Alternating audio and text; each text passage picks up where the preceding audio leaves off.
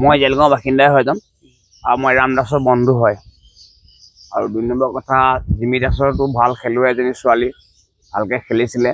আৰু এজন বিবাহিতা ল'ৰাই তেখেতে কি প্ৰেমত পৰাই ছোৱালীজনীক পেলাই ধৰ্ষণ কৰি পিনি তেখেতে বিচাৰি কৰিলে। কালি ছোৱালীজনীয়ে নিজেই স্বজ্ঞান এটা সি বিয়া নপতাৰ কাৰণে ছোৱালীজনী নিজেই মৃত্যুমুখত পৰিছে। আৰু পৰা মেডিকেল জয়সাগৰত ভৰ্তি কৰা অৱস্থাত তেখেতে ডিব্ৰুগড় মেডিকেলত তেখেতৰ এতিয়া পেচেণ্ট তাতে আছে। আৰু ইয়াৰ বিচাৰ সুবিচাৰ তুৰন্তে হ'ব লাগিব। প্ৰতিনিধি কোনে বিচাৰ ভাল ধৰণে কৰিব লাগিব। যদি ইয়াৰ বিচাৰ নহয়, আমি কোনে জনসাধাৰণে আমি আপিল কৰা হ'ব। জিমি দাস মোৰ ভতিজা ছোৱালী আৰু তাই ঘৰৰ পৰা ফুৰিবলৈ যায়েই সেইটো সময়ত। কিন্তু যে ল'ৰাৰ লগত কি ল'ৰাই যে তাই কি টেনশ্যন দিছে সেইটো আমি নাজানো। কিন্তু কালি তাই ঢাচকৈ ৰাস্তাতে পৰিলে। 4:30মান বাজিলে সন্ধিয়া। তাৰপিছত তেতিয়া আমাক ৰাস্তা দি যোৱা মানুহে ক'লে বোলে আপোনালোকৰ ছোৱালীজনী ৰাস্তাত মূৰ ঘূৰাই পৰি মুখেদি ফেন ওলাই আছে। তেতিয়া ঘৰৰ ওচৰৰ মানুহে মানে দাঙি নি ছোৱালীজনী ঘৰৰ ভিতৰত সোমালে। তেতিয়া মাক দৌৰিলে, মই দৌৰিলোঁ, প্ৰায় ওচৰৰ মানুহ দৌৰিছে।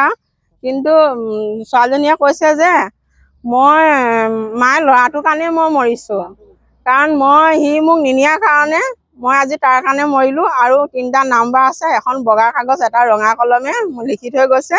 আৰু মায়ে মোক সোনকালে মেডিকেল নিয়ক, আৰু নহ'লে গাড়ী নহ'লে মই স্কুটিত লৈ যাম, মোক বচোৱা, আৰু মই ল'ৰাটোৰ কাৰণেই মই মৰিলোঁ। কিন্তু জয়সাগৰ মেডিকেললৈ নিলে, মেডিকেলৰ পৰা ডিব্ৰুগড় লৈ গ'ল। কিন্তু অবিনাশ দাস হস্পিটেল নিয়াৰ পিছত মেডিকেল ডিব্ৰুগড় নোপোৱা আগমুহূৰ্ততে তাই মৃত্যু হৈছে। কি হ'ল গোটেই ঘটনাটো, কি বুলি ভাবে আপোনালোকে? ঘটনাটো কি হ'ল মানে ল'ৰাটোৰ কাৰণেতো এতিয়া ছোৱালীজনী মৰিবলগীয়া হ'ল অবিনাশ দাসৰ পৰা। কি অন্তত ছোৱালীজনী কিবা এটা টেনশ্যন দিছে, দিয়াৰ কাৰণেতো ছোৱালীজনী মৰিবলগীয়া আছে। তাতো একমাত্ৰ অবিনাশ দাস বিয়া পতা ল'ৰা, তাৰ ল'ৰা এটা ছোৱালী এজনী আছে। সিটো এটা বিবাহিত ল'ৰা, সিটো এজনী গাভৰু ছোৱালী, এজনী পঢ়ি থকা ছোৱালী। এনেকৈ ধ্বংস কৰিবতো নালাগিছিলে। কিন্তু একমাত্ৰ এজনী ছোৱালী, এটা ল'ৰা ৰাম দাসৰ।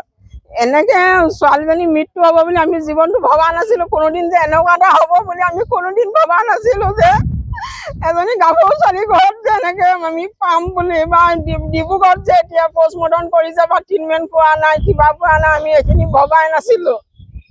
কালি 4টা বজাৰ পৰা এতিয়া অন্ততঃ কিমান সময় হ'ল মই নাজানো।